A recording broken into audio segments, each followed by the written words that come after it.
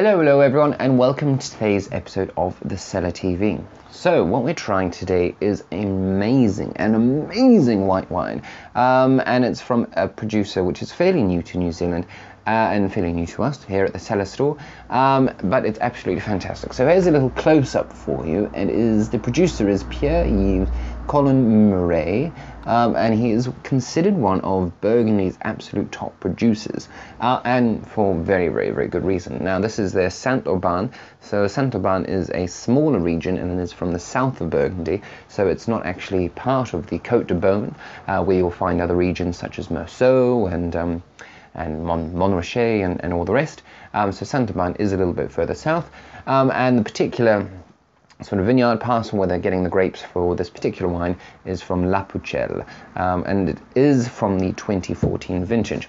So I often say that Saint-Aubin is actually one of the most understated and overlooked sort of regions as far as Burgundy is concerned for Chardonnay, as they often actually offer some of the best value as far as sort of white Burgundy is concerned. And if you can get something from an amazingly top producer such as Colin Morey here, then I mean you'd be kicking yourself, really. You'll be absolutely kicking yourself. If you are wanting to get into the white Burgundy train, I do know that a lot of sort of cheaper entry-level Burgundies aren't necessarily fantastic. I mean, you really do have to start around the $50-ish mark, but I have to say, jumping up to this one, which is $65 a bottle perhaps, you really are, you're having a laugh. I mean, this is so good. I mean, I would easily, quite happily pay sort of $80-ish for this. I mean, if you're saving $20 effectively, that's the way I like to look at it. That's the way I like to sort of talk my way into buying bottles of wine,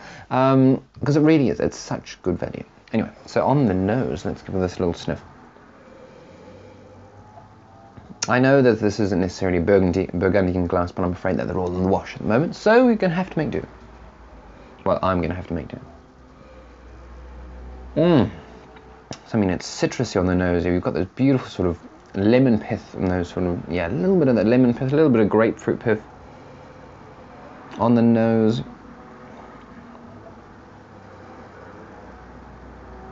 White peaches, white nectarines, those sort of really fleshy, juicy sort of fruit characteristics. But again, quite nice, light and subtle and delicate sort of aromatics coming off this wine. And this is what I love about white Burgundy, to be honest, because you do have that beautiful, pristine, poised aspect to the white wines, to the Chardonnays of Burgundy. They are just so fantastic. Something that you cannot find, or you just don't find, in Chardonnays the world over, which is what makes Burgundy such a great region, doesn't it? Anyway. So again, that sort of pithy aspect, those lovely sort of delicate lemon, those grapefruity sort of characteristics. That minerality is starting to come through a little bit now, I do have to say. So you are getting a little bit of sort of those crushed seashells, a little bit of that sort of wet wool and lanolin sort of characteristic.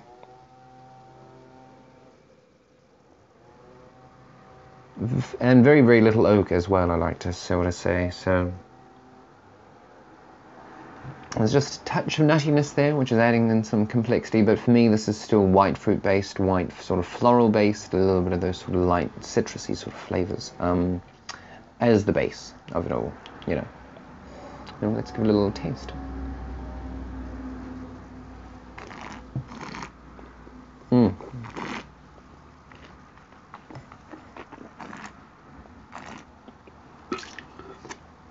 And then bam, this just explodes on the palate. Lemons and limes, for sure. Again, plenty of that white, juicy, really juicy richness on the palate. Something that you don't necessarily actually expect when you are taking a sniff on the nose, because on the nose it is beautiful, it's light, it's delicate, it's sort of beauty personified. But on the palate, this is exciting, this is riveting. As I say, it's juicy, it's nice, it's gorgeous. Again, there are lots of those sort of white peach characteristics, and those of you that are familiar with the New Zealand term, pavlova, it literally tastes a little bit like pavlova, and I love that. It does have that sort of like that crispy, crunchy, sort of gooey sumptuousness of pavlova. Pavlova is a dessert that we have in New Zealand. Highly recommend that you go out searching for it. Try it out online. It's actually surprisingly easy to make. It's basically just a meringue, effectively, but it's like a gooey meringue in the middle, and it's amazing. Anyway, it is very Kiwi, very awesome, very amazing, and the Australians did not make it first. We did. There's a bit of a battle between us and the Australians about who can claim pavlova as their dessert, and it was us. Totally, completely, and utterly us. Anyway, so it does have that sort of crunchy goodness of a pavlova on the palate, but again, that lovely fleshy, juicy richness. Lots of sort of white peach, those sort of white nectarine characteristics. For me, actually, just a touch of sort of apricot skin, especially on the finish here. But again, those beautiful sort of lovely citrusy sort of aspects. A little bit more on the pithy side of things, so the grapefruit pith, a little bit of lemon pith. Touch of lime sherbet, but still that sort of lovely, sort of ripe, juicy, sort of pithy note, which I absolutely love. So as far as white Burgundy is concerned, this is pristine, this is gorgeous, this is amazing, and again, the name across there, Pierre Yves Colin Morey, is a name that you need to get to know, basically. If you are a Chardonnay fan, if you're a Burgundy fan, and you don't know this particular producer, then get to know them. As far as Burgundy prices are concerned, this is actually really good value, at about, as I say, only about $60, something that I would equate to sort of a Premier Cru level, basically. So $80, $100 a bottle, I would be quite happy to pay for this particular bottle. So consider it a saving. Anyway, I've been Connal. This has been the Cellar TV. Cheers.